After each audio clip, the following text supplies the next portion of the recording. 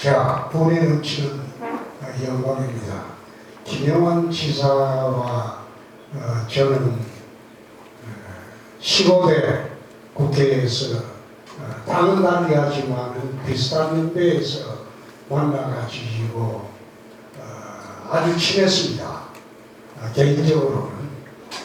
근데 세월이 흐르다 보니까 같은 당이 되어서 얼마나 기쁜지 모르겠습니다. 충청북도는 제가 처음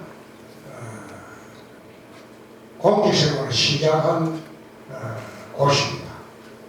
85년 1월 초에 청주지방검찰청에 처음 내려와서 87년 6월에 떠났으니까 2년 6개월을 모충동의 형성아파트, 지금은 있는지 모르겠어요. 그 5층짜리 형성아파트 24평이었는데 그 당시에 아마 전세대금이 300만 원이었습니다. 거기서 2년 6개월을 살았습니다. 청주지검에 저희들이 처음 내려와 있을 때는 검사가 4명이었습니다. 지금 한 40~50년 될 거예요. 지금은 한 10배 정도 늘었을 겁니다만 그때 4명이 충청북도의 모든 사건 사고를 처리를 하던 그런 시절. 마이크 좀 여기 위에 청주는 26만 도시였고 지금은 거의 100만에 육박하는 도시가 되었지만 저희들이 뭐 청주라고 하면 범령동밖에 기억이 안 나요. 범령동밖에 사실상 없었으니까. 그래서 청주에 있으면서 저희 애들이 그 당시에 전부 이제 아주 어린애였죠. 어린애였고 큰 놈만 유치원에 다녔고 그래서 쭉 지내다가 이제 왔는데 2년 6개월 동안 청주에 있었던 세월은 참으로 저로서는 고맙고 행복했던 청주의 인심을 지금까지도 잊지 않고 그때 만났던 사람들을 지금도 만나고 있습니다. 그래서 오늘은 제가 여러분들한테 특강을 하기보다도 어떤 질문이라도 사용하지 않습니다. 나라에 관한 거, 그리고 지역에 관한 거, 그리고 인생에 관한 거, 어떤 질문이라도 사용하지 않습니다. 질문 주시면 답하는 시간을 갖도록 하겠습니다. 질문하십시오.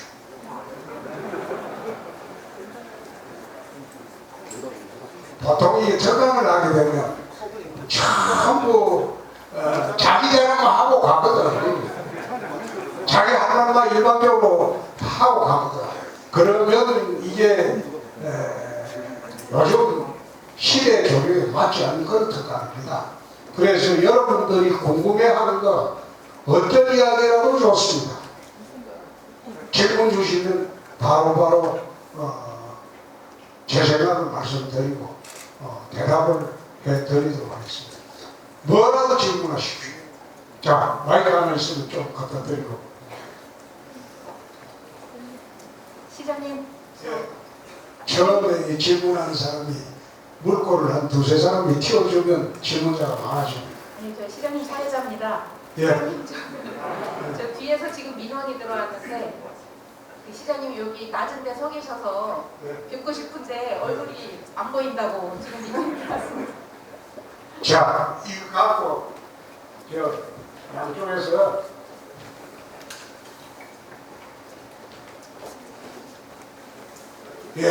지원하시오.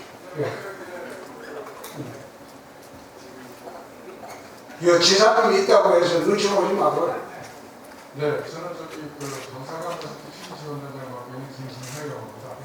시장님이 최근에 그 대구시의 인사원칙을 공표하셔가지고 하여튼 대구시 공무원노조 마스크 벗고 하세요. 예, 그 인사원칙에 대해서 2년 근무하는 자는 돌이고 그다음에 소수직렬과 그 여성분들을 승진해서 우대하고 그래서 몇몇 원칙을 발표를 하시는데 그것들을 이제 어떻게 그 관철을 하고 실행 나가실지 그거 우리는 그대로 했어요.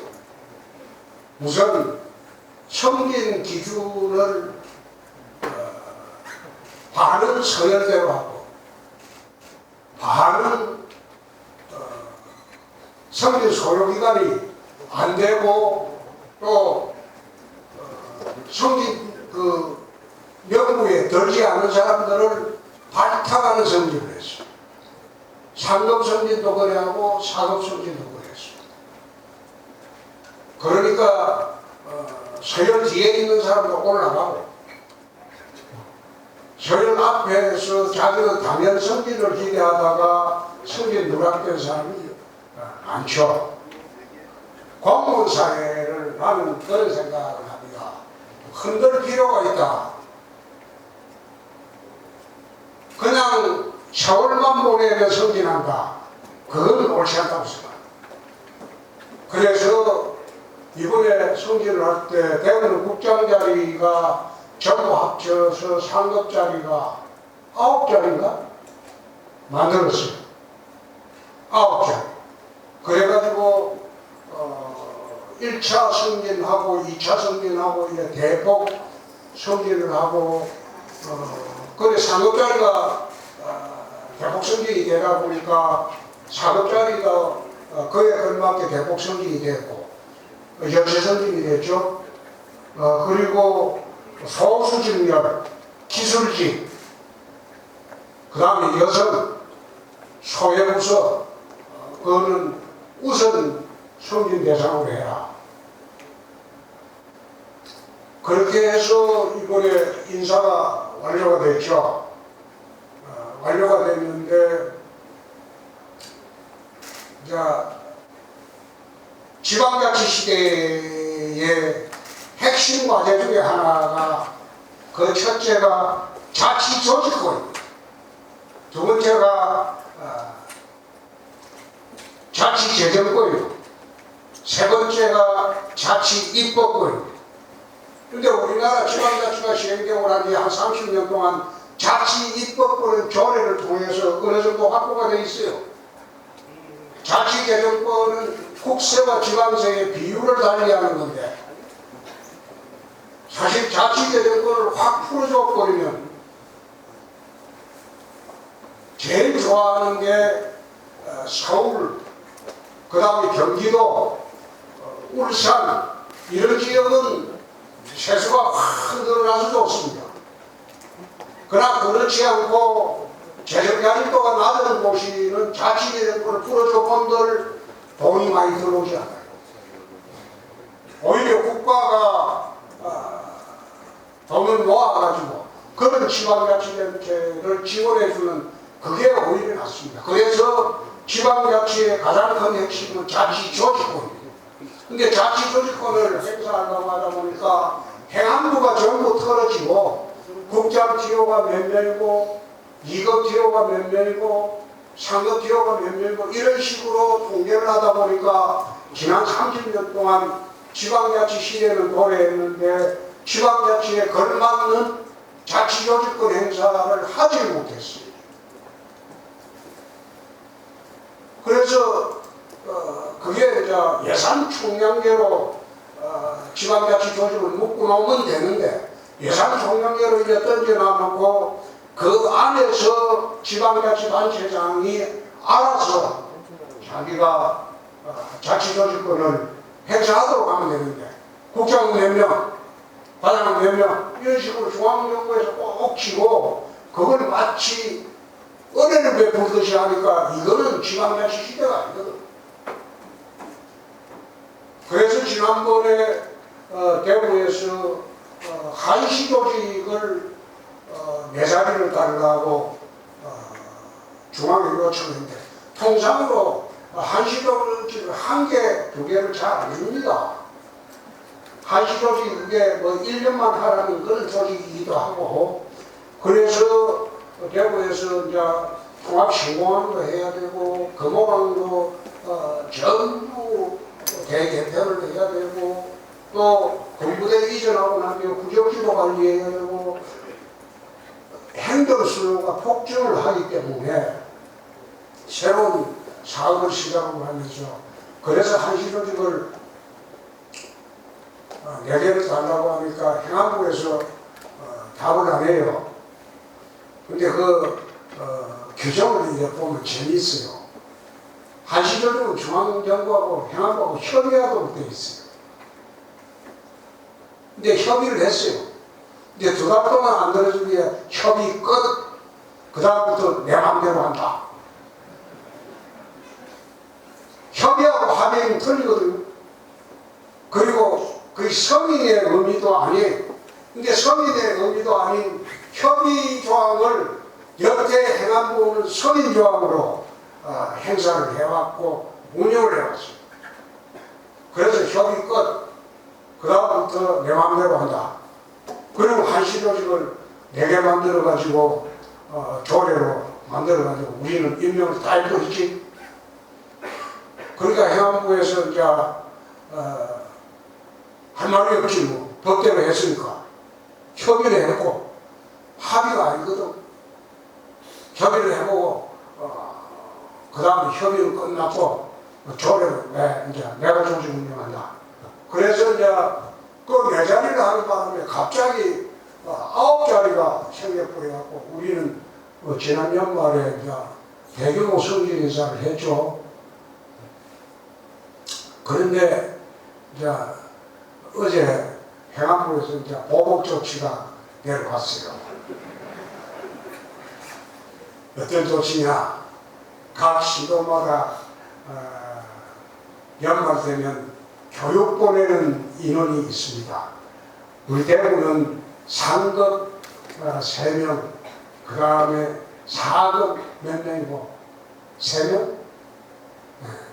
6명을 교육 보내면 그 티오가 6명 티오를 새로운 이제 인사로 충원할 수 있으니까 교육 티오가 있는데 행안부에서 대구에는 상급을 3명을 하는데 1명만 해라. 교육관 사람 다 인사를 다 했는데 그 다음에 4급도 1명만 해라. 자, 감축한다는 통보가 왔어요. 그래서 내가 오늘 그런 이야기를 했어요. 지지하게 그리 하지 않는다. 우리는 1명도 안 보낸다. 차라리 버티오를 다른 시도로 줘라. 우리는 안 보낸다.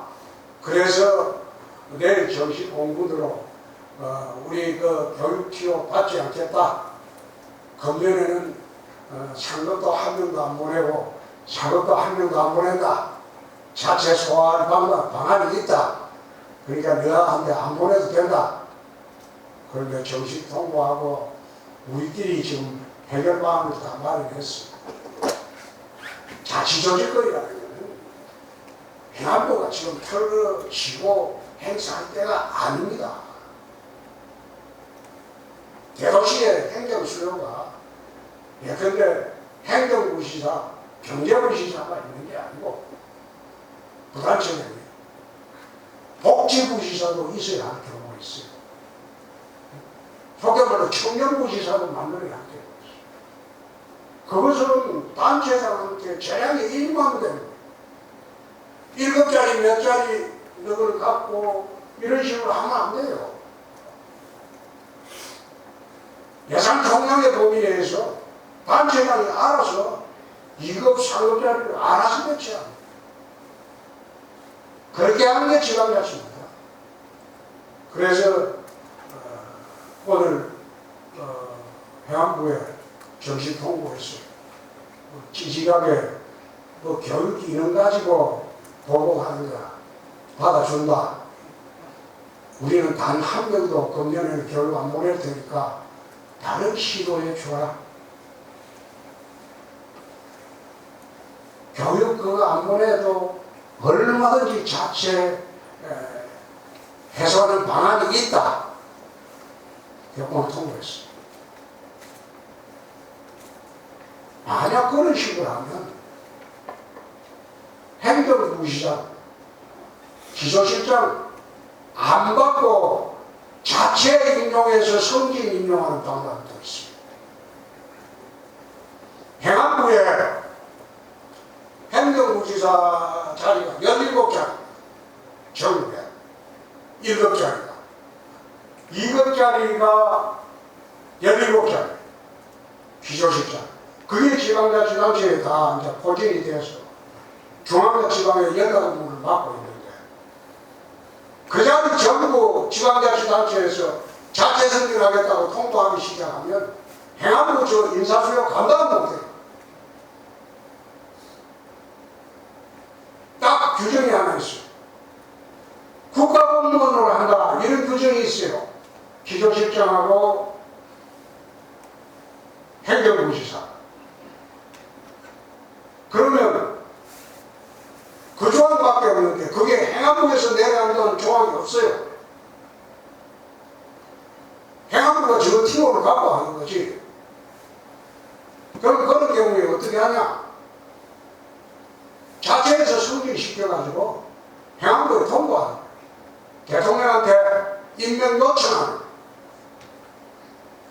예컨대 충청부도 부지사는 김용환 지사가 자기가 임명해가지고 자기가 내정해가지고 대통령한테 직접 요청해요. 국가공무원으로 임명해달라. 얼마든지 그래 할 수 있어요. 내가 경남부 그 지사를 할 때 기조실장을 행안부에서 받지 않고 박근혜 정부 있을 때 올려보내고 받지 않겠다. 그럼 우리 자체 승진시키는 게 있어요. 자체 승진시켜갖고 국가공무원으로 보내라. 우리 지방공무원을 국장을 2급 기조실장으로 내정을 하고 정부에 요청해서 국가공무원으로 보내야. 그리고 3개월 동안 안 해주다가 그럼 기조실장 우리 내부로 기부실장 직무대비를 해가 하면 되는 거예요. 그럼 결국은 기조실장을 자체 임명한 경우가 있었습니다. 선례가 있어요. 근데 그게 행안부에서 저를 찌질한 짓 한다고 행정부지사를 그래 못할 것 같아요? 하면 어쩔 거예요?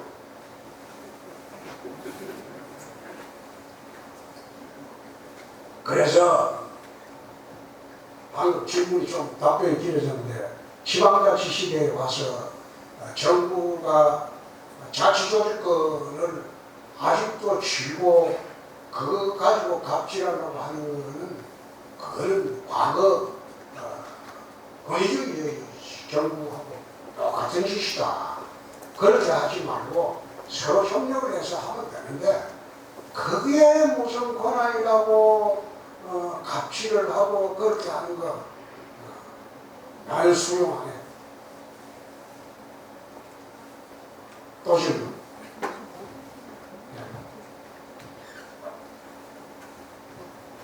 네, 감사하실 근무하고 있는 요식 중관입니다. 최근에 시장님께서 펼친 전책 중에서 초반부터 관심 주셨던 그 대역 점포에서 주말에 이제 쉬는 거를 평일 하시는 걸로 이제 고치셨다고 들었거든요. 뭐라고? 대형 점포가 이제 2주에 한 번씩 쉬는 거를 초반부터 이제 기사 나오고 집회했는데 그걸 추진하시면서 이제 결재권자로서 에피소드라든가 거기에 이제 관심을 두게 된 계기 같은 거가 궁금하고요. 앞으로도 이와 비슷한 관점에서 추진하시고 싶으신 규제 완화나 개선 이런 정책 있으시면 마트 그 푸는 거? 네 맞습니다. 그거는 지금은 그 소비 형태가 달라졌어요. 온라인 그 소비 형태가 얼마나 지금 커져버렸습니까? 쿠팡 같은 거 안 보세요? 엄청난 대기업이 돼버렸어요. 굳이 오프라인을 규제한다고 해서 전통시장이 살아나는 거 아니에요. 주말에 시민들의 불편이 얼마나 많습니까? 휴일에.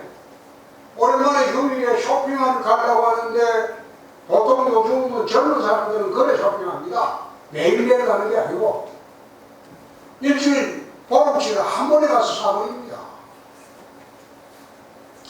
휴일밖에 시간이 없는데 주말이나 토요일 일요일밖에 시간이 없는데 그걸 갖다가 대형마트 가서 살려고 하면 전부 그걸 쉬게 만들어 버리니까 시민들의 불편이 훨씬 커져요. 근데 그 시민들의 그 불편함을 전통시장에 전부 가도록 합니까? 그렇지 않습니까? 전부 그게 온라인 시장으로 다 가버려요. 그러니까 온라인 시장이 너무 크게 커졌어요. 요즘 뭐 우리 애들도 쿠팡에서 아침에 주문하면 저녁에 오는데 그 새벽 배송도 하려고 그러고 유통 문화가 바뀌어져 버렸어요. 바뀌어졌는데 왜 그런 식으로 마트를 규제해서 전통시장을 살립니까? 그건 맞지 않다는 거예요. 오히려 마트에 손님이 안 오는 날 휴일에 그 주변에 전통시장이고 소상공인들이 손님이 더 줄어버렸어요. 그 시간에 안 오니까.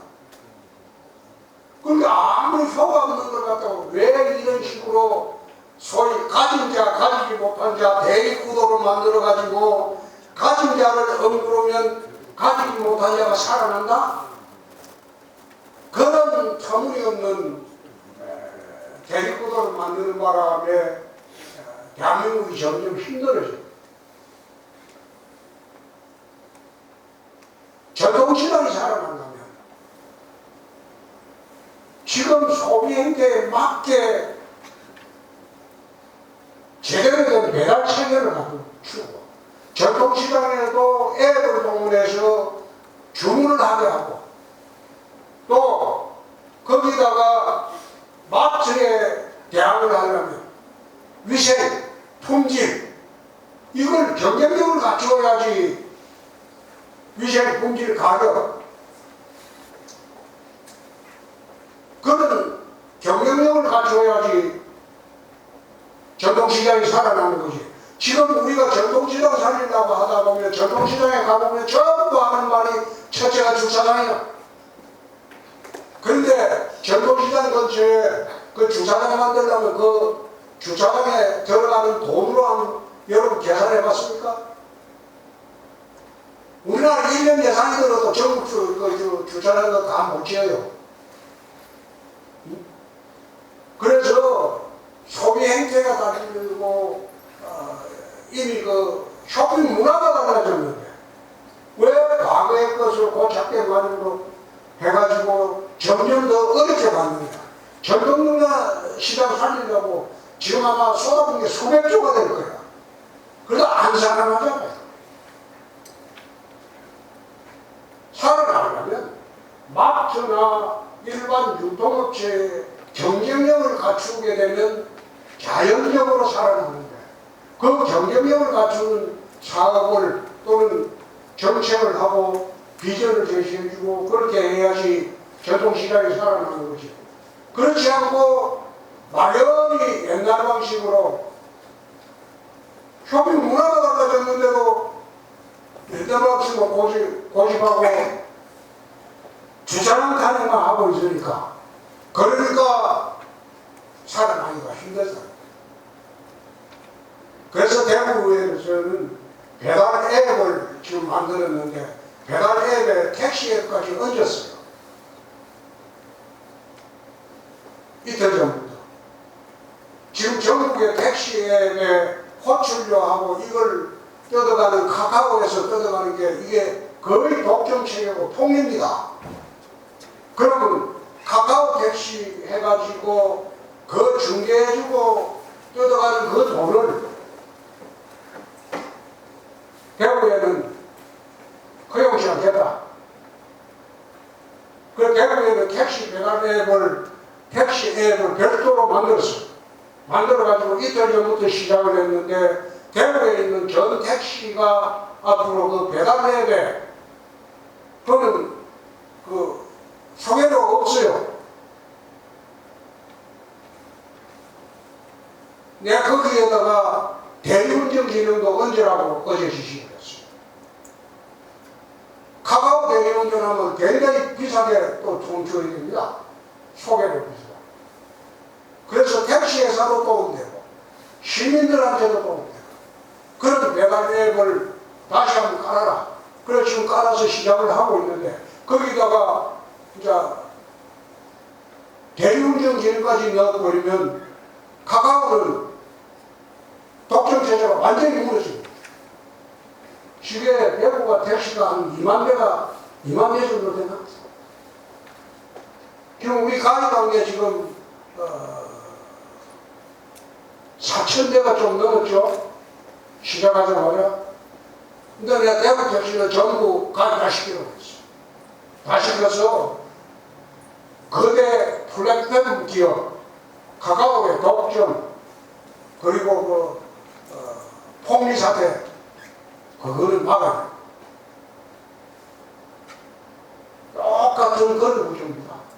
세상이 달라졌으니까 달라지는 세상에 맞춰가지고 행정 시스템도 그래 가고 하는 게 옳지 않느냐. 물론 하는 과정에 마트 그 해제하는 과정에 우리 그 시청자 점거하고 그랬죠. 민주노총에 와서 점거하고 했는데 그거는 중재죠.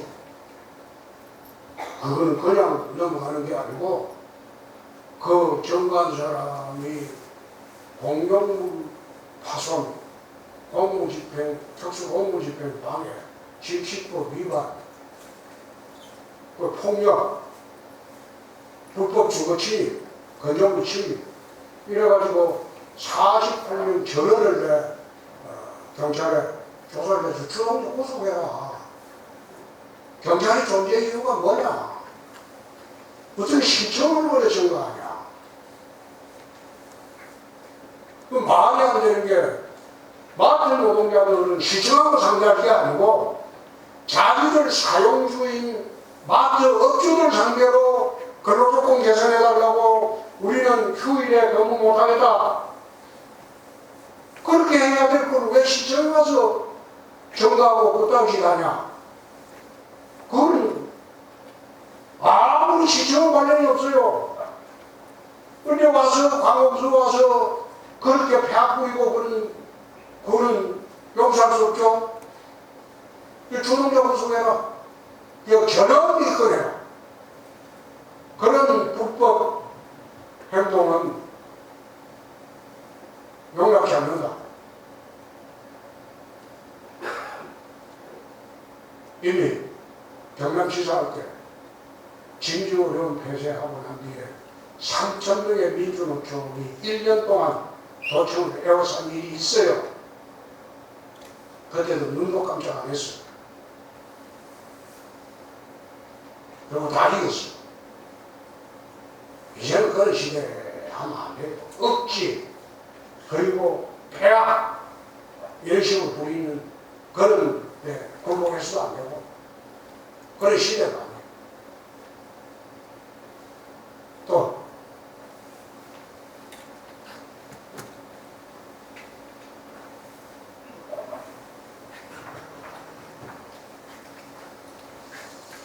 네, 안녕하세요. 마스크를 벗고. 네, 안녕하세요. 총무과장 최경희입니다. 저는 저희 아이가 지금 24살 군대 갔다 와서 이제 제대를 했는데, 그 아이가 그 홍준표 시장님 그 대선 후보 때부터 굉장히 좋아해서 집에서 유튜브도 보고, 그 청년의 꿈이라는 그 운영하는 거를 다시 들어가서 봐서 저도 좀 들어가서 보고 그랬거든요. 답변 같은 거 하시는 거 보니까 굉장히 명쾌하고 그래서 아이가 팬인데 저도 따라서 팬이 되었습니다. 근데 제가 궁금한 거는 이제 그 청년의 굉장히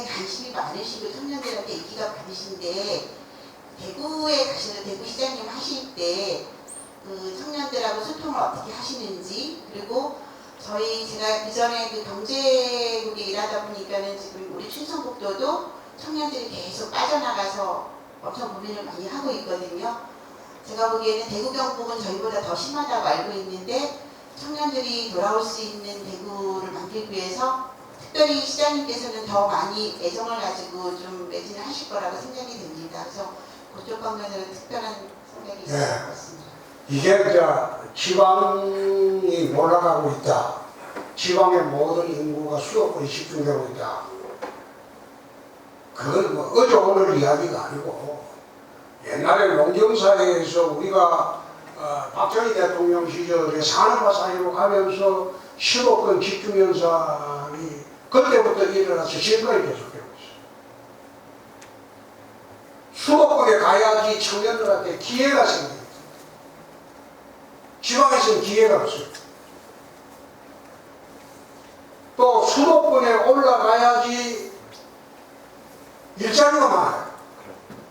지방에는 없어요. 청년들이 왜 지방을 빠져나가느냐?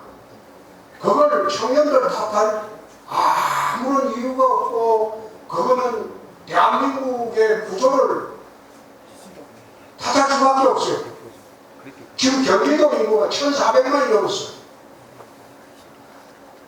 서울 인구가 1,000만 넘어섰다가 지금 서울은 980만, 960만도 줄었어요. 전부 경기도로 다 빠져요. 그런데 서울에서 경기도로 빠지는 이유는 집값 때문에. 너무 비싸니까. 왜 서울을 비롯한 수도권에만 청년들이 집중이 될 수밖에 없느냐? 지방에서는 일자리도 없고 기회도 없고 꿈도 없어요. 그러니까 수도권에 몰릴 수밖에 없죠. 그래서 제가 지방균형발전 이래고 가지고 정권만 들어서면 다 외치고 있는데 이게 개선이 안 돼요. 지방에 공공기관이 이제 났다고 또 이번 정부 들어와서도 난리치잖아요. 공공기관 하나 더 와보면 가족들이 따라옵니까? 안 따라와요. 금요일 오후 되면 텅텅 내어버려요. 그 사람들이 여기 와서 소비생활을 한다? 별로 소비생활을 하는 거 없어요. 가족들이 생활을 하고 소비생활을 하는 가족들은 낯서고 있어요. 그러면 그 정책이 공공기관이 지방에 밀어간다고 해서 그 지방의 혁신도시가 성공을 했냐? 혁신도시 성공한 데 없어요. 다원들 국토교육발전 안 돼요. 그래서 제가 내세우는 것은 60, 70년대에 대한민국의 번영을 이끌었던 것은 고속도로입니다. 고속도로가 지나가는 주변이 다 발전됐어요. 근데 이제 산업구조가 다 바뀌었어요. 첨단 산업구조로 바뀌고 모든 게 지식 산업구조로 다 바뀌고 난 뒤부터 이 고속도로는 2차 산업의 물류기능 이외에는 하지 않습니다. 그러니까 지금부터 문제가 되는 건 하늘길이다. 우리나라 항공화물의 우리나라 수출 물동량의 36%가 항공화물로 나갑니다. 나머지는 배로 나가요. 36%가 나가는 이 수출하는 화물은 전부 이게 첨단 산업의 제품들이에요. 근데 첨단 산업의 제품들이 빠져나가는 데가 인천공항입니다. 인천공항에서 98.6%가 인천공항을 통해서 수출을 합니다. 그렇게 수출을 하다 보니까 첨단 산업들은 수도권이라는 못 내려와요. 내려올 생각을 해요. 그러니까 인천공항에 실적된 이 항공 물류를 전국에 흩어야 된다. 옛날에 고속도로 하듯이.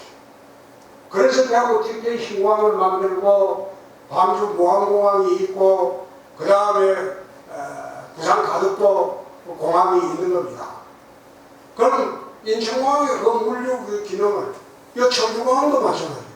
흩어져요.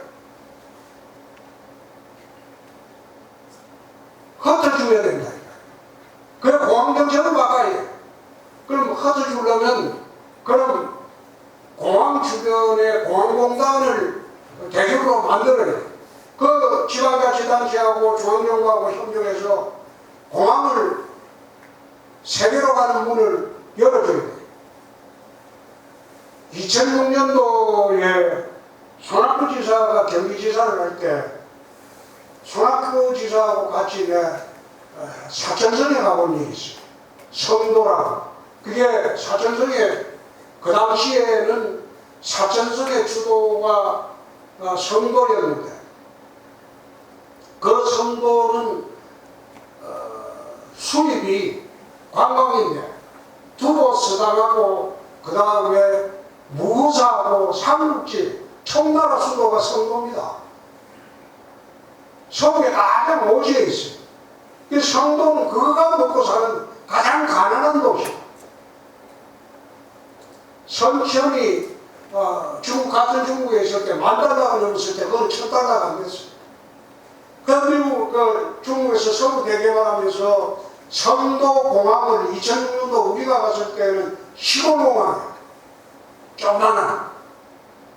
근데 성도를 국제공항으로 만듭니다. 거기서 세계로 직접 갈 수 있도록 하늘길을 열어봅니다. 그 하늘길을 열고 난 뒤에 그 성도에 대규모 첨단 산업들이 유치가 됩니다. 그리고 덧붙여서 첨단 산업에 연계가 되는 그런 대학들이 우죽서 생겨요. 인력생이죠. 사람이 충분되죠. 그 다음에 물류기능이 되지, 첨단 산업도 오지. 그러니까 성도가 지금 중국의 첨단 산업의 서구의 전유기지가 되었어요. 그게 물류기능을 항공 물류기능으로 바꿔야 된다. 대한민국도 똑같아요. 지금 인천공항에 물류기능이 집중되고 인천공항만 활주로 4개 그 국제공항 3개로 가는 그 하늘길을 열어놓고 다른 데는 없어요. 전부 국내공항이야. 기껏해야 동남아 가는 건데. 동남아 그 수출 물량이 뭐 돈 되는 게 있어야지.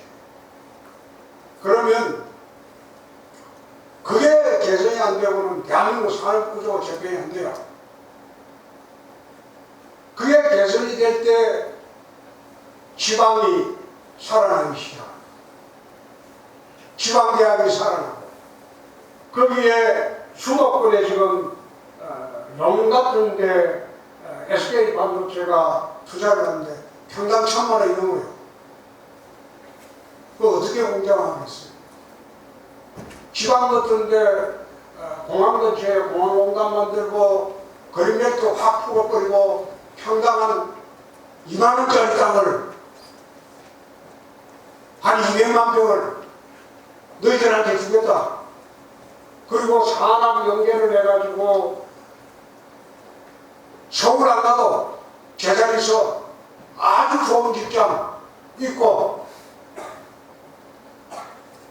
학생들을 수급하기 시작하면 서울 갈 필요가 없어요.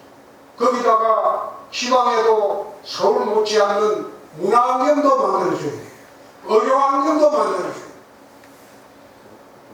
요즘 아프면 전부 개체식하고 삼성병원 가잖아요. SRT가. 지방의 의료기능도 강화시키고 그렇게 해서 지방을 수도권 못지않게 살 수 있도록 만들어줘야지 지방균형 발전이 되는 거지. 모든 기회와 희망이 수도권에 다 몰아넣고 억지로 공공기관 내려가라. 그런다고 해서 지방균형 발전 되지 않습니다. 그래서 우리가 대구에서 TK 신공항 지금 만들면서 거기서 바로 유럽, 미주까지 갈 수 있는 활주로를 확보하려고 3.8km. 그렇게 해서 이중항 안 가더라도 지금 TK 신공항에서 세계 각국에 다 갈 수 있는 그런 하늘길을 열어버리면 그 주변에 수백만 평을 걸벨트 풀어가지고 기업들한테 평당 만원씩 투자인 말이에요. 그 기업들 내려오면 삼성 같은 데 내려오면 200만 평 줄게. 거기서 학교도 너가 지어라. 의료시설도 너가 해라. 교육시설도 필요하면 너가 다 해라. 지원해줄게. 자기 돈으로 다 합니다.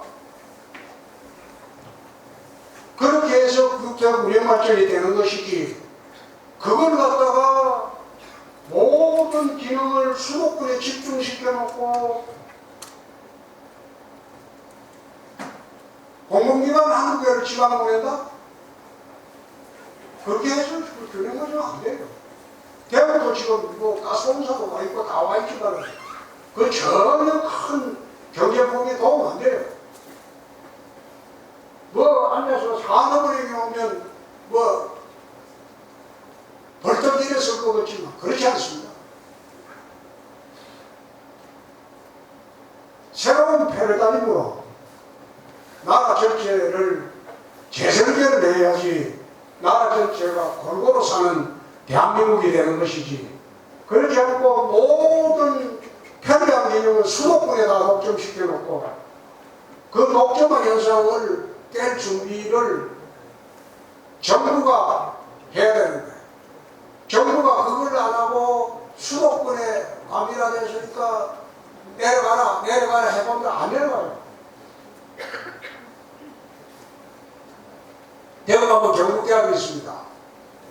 경북대학이 전자공학과하고 반도체 분야가 서울대학보다 훨씬 낫습니다.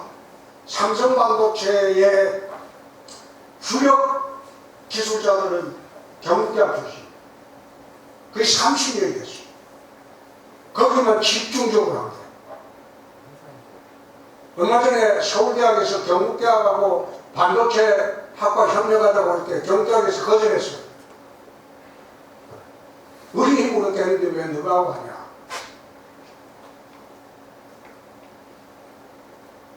지방에 살려면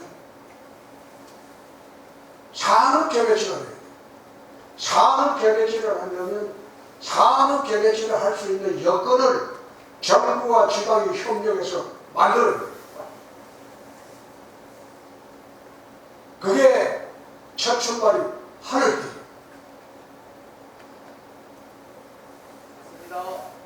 청년들이 지방에도 꿈과 희망을 가질 수 있다는 것을 보여줄 때 지방으로 오는 거예요. 만약 대구, 경북, 충청북도 여기에 아까 우리 김영환 시장님 지사님이 기가 팩토리 했는데, 아니 우리는 기가 팩토리 온다고 보지 않아요. 대한민국 온다고 보지 않아요.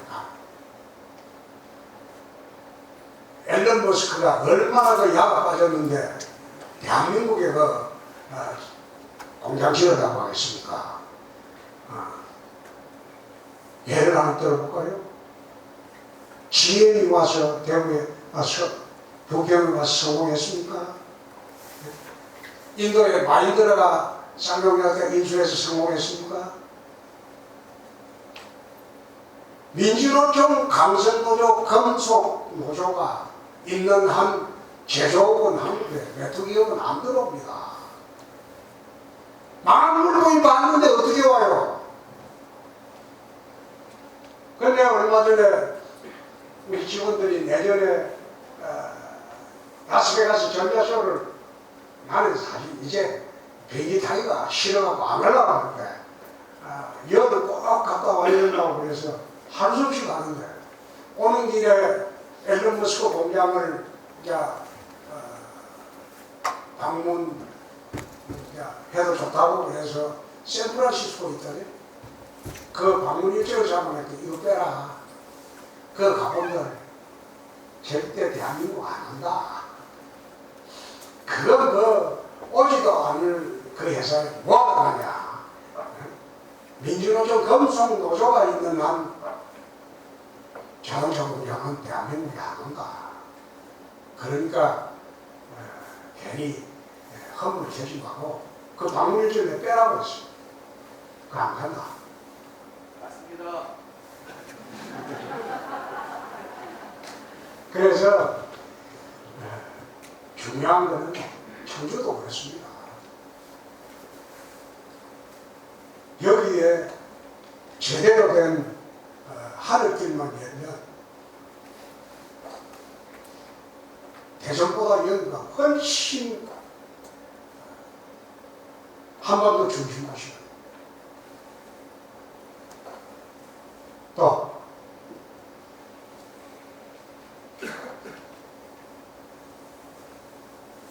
예. 네, 안녕하십니까. 저는 충청북도 도민 홍보대사 주재로입니다. 이 시장님하고는 80년 뒤 이상으로 지금까지 관계를 하고 있습니다. 저는 정무적인 몇 가지만 말씀드리겠습니다.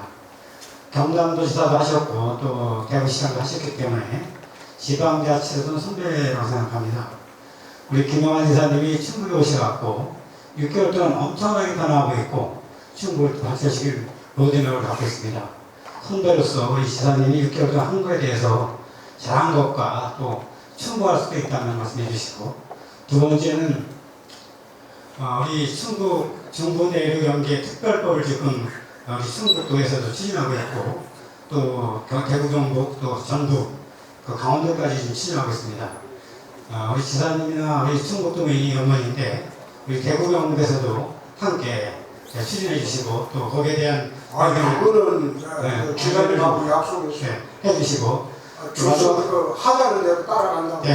세 번째는 제가 그 대선 때 아주 열렬한 팀이었고 또 조직도 운영했습니다만 우리 지사님이 6개월 동안 충북에 와서 경영을 보고서 차기 지도자로서 또 제가 고민이 생겼습니다.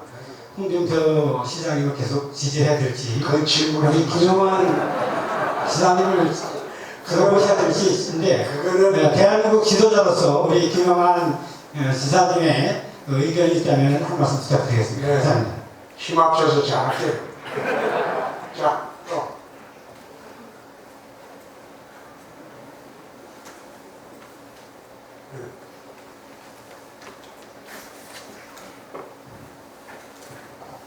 예, 저 국제통상과 정석희라고 합니다.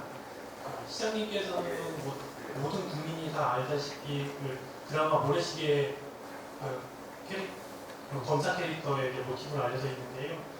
검사 시절 가장 기억에 남는 사건이나 무슨 에피소드 아니면 재직하면서 정치권으로부터 받았던 압력이나 이런 사례가 있었으면 소개 좀 해주셨으면 감사하겠습니다.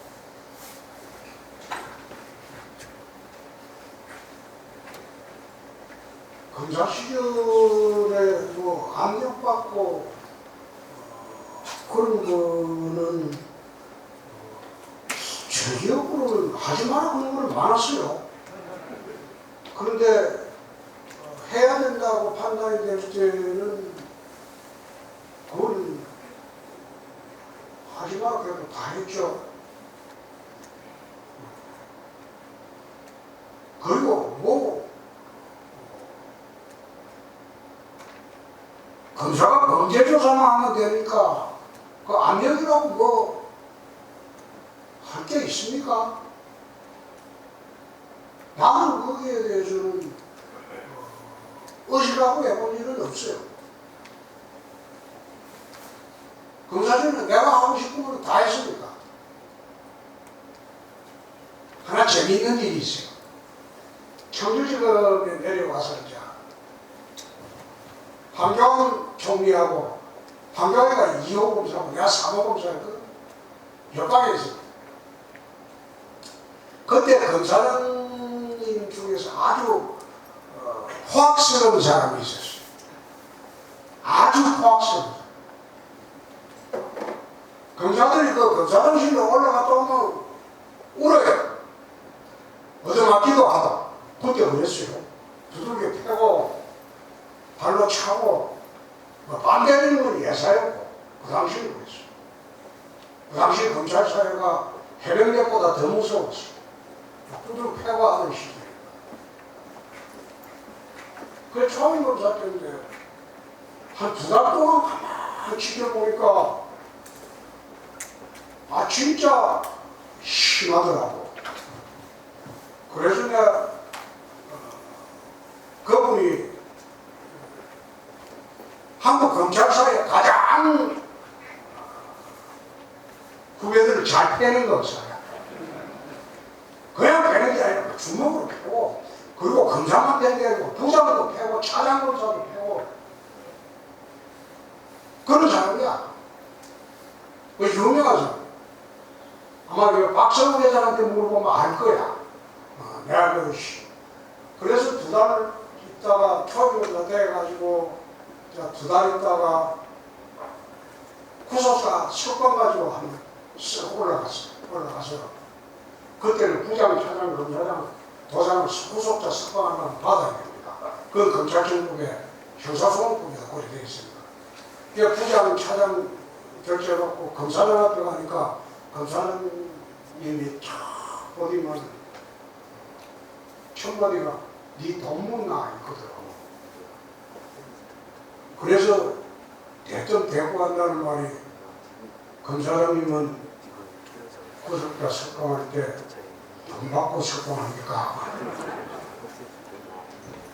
그러니까 검사장 청바디가 이 새끼가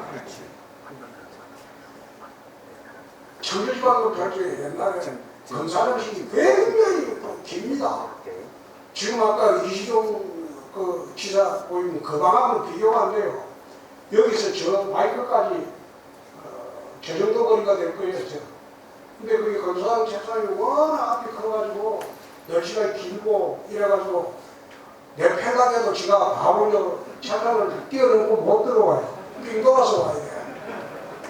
그러면 딱 쳐다보고 나 검사는 그런 돈 받고 사람 부르십니까? 근데 이 새끼가 난 이 새끼가 아니다. 자수하고 그랬어. 난 이 새끼가 아니다. 검사장이 어떻게 입이 그러냐? 이제 말을 나와버렸어. 그 엄마 화가 머리 크게 나가지고 이 새끼 죽인다. 뺑 돌아오는 새에 나는 뒤돌아서 도망쳐 나오면서 도망쳐 나오면서 문을 열고 나오니까 검사장 미소관이 왜 그러면 그게 저 새끼 돌았다. 저 새끼 완전히 돌았다. 미친놈이에요. 그거 내가 뛰어갖고 있어. 이게 3층에 있었고 1층에 있었는데 1층에 내려와 있으니까 난리가 난 거야. 부장 불러갖고 뺨 때리고 차장 불러갖고 뺨 때리고 초임검사 교육을 어떻게 시키길래 저런 놈을 교육을 시켰다고 막 부장 차장이 뺨 얻어맞고 이제 방에서 그러더라고. 2층에 있었는데 근데 가니까 얼굴이 벌게가지고 니가 올라가서 뭐라 했노? 뭐라 그니까 교육을 어떻게 그래 시킨다고 얼마 우리만 두들겨 맞고 왔다. 그래 여기 내가 쭉딱 이야기했지. 그 욕을 했나? 지금 욕하는데 내가 욕을 못할 이유가 어디노? 나 삼는 게 그런 식으로 폐악질 부리는데 그래갖고 그때는 검사장만 우리한테는 하나님이야. 위계질서. 그래서 그랬지만 부장차장이 속 시원하다고 막 깔깔깔깔 웃고 에이 새끼 지도 당할 때 있어봐야지 그거 이제 있었는데 아침에 뒷다리 가고 그 다음에 검사를 7밖에 안 됐다. 부장, 차장, 검사장, 검사 4명 7명밖에 안 되니까 아침에도 티타임 하고 저녁에도 티타임 하는 거야. 그 전에 아무것도 안 올라갔어. 올라가면 괜히 얻어맞을 것 같았어요. 그러니까 검사장이 전화 와가지고 비서 시켜가지고 좀 올라온다. 안 올라간다. 갔다 오면 내려오나? 나 일정이 있었으니까. 140이야, 140. 그러니까, 그게 이제 토요일 날 되면 이제 현장 남기가 후속 기간이에요. 그러니까 금요일 되면 이제 토요일 오후 되면 그 당시에 토요일 오전까지 근무를 했거든요. 오후 되면 전 서울로 가보니까 그 금요일 날 오후 되니까 전화 와서 그 구속 사건 내일 현장 관계 아이가? 그 현장 관계 맞습니다. 어쩔 예정이고 내일 오후 되면 같이 가보는데 내 혼자 남았을 때 배달장 찍어가지고 석방 안 합니다. 그때는 합법적인 건 아니고 결제할 나이가 없어요. 그러니까 부르지만 올라온다. 아이고 뭘 불러요. 그러지 말고 막 오후에 내가 알아서 할 테니까 그냥 가세요. 자꾸 올라오라 패라고요. 안 뵐게요. 오나 안 뵐거요. 안 뵐 겁니까? 그 올라가서 이제 바짝 긴장을 하고 그때 나이 30살이지. 바짝 29살 바짝 긴장을 하고 앞에 서 있으니까 내가 그래 하면 네가 어떻게 나오는지 한번 보려고 내가 그랬다. 그러니까 네하고 내하고 욕하고 싸우는 거는 밖에 나가서 이야기하지 말고 소문내지 마라. 지만 챙겨야 그래가지고 도장 찍고 난 뒤에 하는 소리가 앞으로 네가 벌리는 결제는 보지도 않고 내가 찍어줄 테니까 이따 보일 거라. 알겠습니다. 내가. 그때 검사가 600명 정도 됐답니다. 지금 2,500명이 됩니다. 600명 정도 됐으니까 우리 부장차장이 서울 올라갔습니다. 소문을 다 내버렸어. 전국에 소문이 다 나버렸어. 김모 검사장하고 사태기로 같이 요구해가지고 검사장이 한국에다. 그 소문 나고 난 뒤에 나는 11년 동안 검사하면서 내한테 시비 거는 상관들 본 일이 없어요. 저 괜히 시비 걸면 가다 땡기니까 그냥 마음에 안 매기도 도장치는 중. 근데 그때 잘못했으면 그때 사표를 했죠. 제가 이런 말씀 드린다고 우리 지사님한테 대들어간 소리 아닙니다. 우리 지사님은 인격자니까 여러분들 그래 안 할 겁니다. 자, 이 정도 할까요? 네. 충청북도는 제가 처음 공직생활을 시작하면서 2년 6개월 동안 정들었던 곳이고 늘 힘든 일이 있을 때마다 충청북도 청주로 생각합니다. 청주에 있었던 시절이 저로서는 그 나머지 공직생활 할 때 어느 시절보다도 정감이 있고 그리고 행복했고 좋았던 시절. 청주에 대한 나쁜 기억은 제가 생각을 하려고 해도 나쁜 기억이 하나도 없습니다. 순박하고 맑고 그리고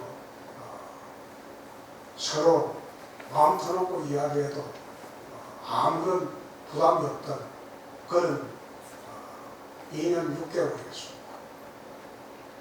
김영환 지사님은 인격자 그리고 직원들을 못하게 보지 않을 겁니다.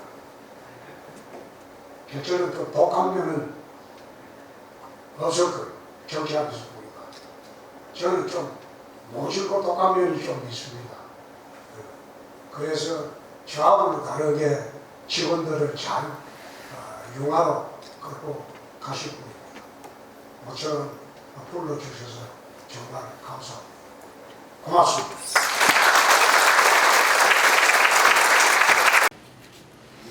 요새 충보행정부에서입니다. 별로 없죠? 여기 정부 듣고 와 있습니다. 예,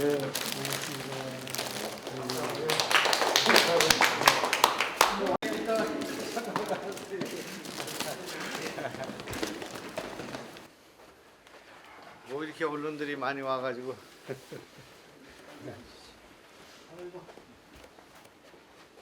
초에 와가지고 87년 6월에 떠났으니까 뭐 중동의 형수가 됐다. 24평짜리 연탄 그 중국에 상발되면 초평저수지 뭐 번화가가 없었고 저녁마다 되면 새벽하지만 새벽 원정통에만 사람이 황교안이가 2호고 내가 3호고 아 그래? 황교안 그때부터 10배나 그랬지. 박세호 수사관이 늘 때문에 그렇지 사람이 박세호야. 아 그래. 그 동생이 이번에 불출마했습니다. 영동군수 하다가 예. 박세복이요. 박세보.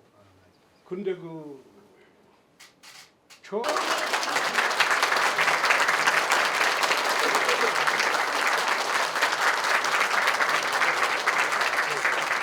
시작하겠습니다. 먼저 바쁘신 가운데 우리 도를 찾아주신 홍준표 대 곳에 오시게 됐습니다. 저는 15대 때부터 오랜 인연 정치이신데 오늘 제가 초빙을 해서 이곳에 그게 했는데 제가 뭐라고 그러면 이거 불에 넘치는 영광입니다. 김영환 지사와 저는 기쁜지 모르겠습니다. 충청북도는 제가 처음 전세대금이 300만 원이었습니다.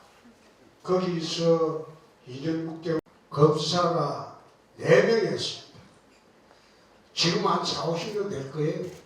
라고 하면 본영통밖에 기억이 안 나요. 본영통밖에 사실에다가 이제 왔는데 2년 6개월 동안 특감을 하는 보다도 어떤 질문이라도 사용하지 않습니다. 좋습니다. 질문 주시면 바로바로 제 생각을 말씀드리고. 네, 저는 저기 그 방사각에서 최진시 원장장 맡고 있는 김진형이라고 합니다. 시장님 근무하는 자는 돌리고, 그다음에 소수증열과 그 여성분들을 상급 승진도 그래하고 사급 승진도 그랬습니다. 그러니까 서열 뒤에 승진을 할 때 대부분 국장 자리가 전부 합쳐서 상급 자리가 9자리, 9자리가 대폭 승진이 되다 보니까 사급 자리도 그에 걸맞게 대폭은 우선 승진 대상으로 해라.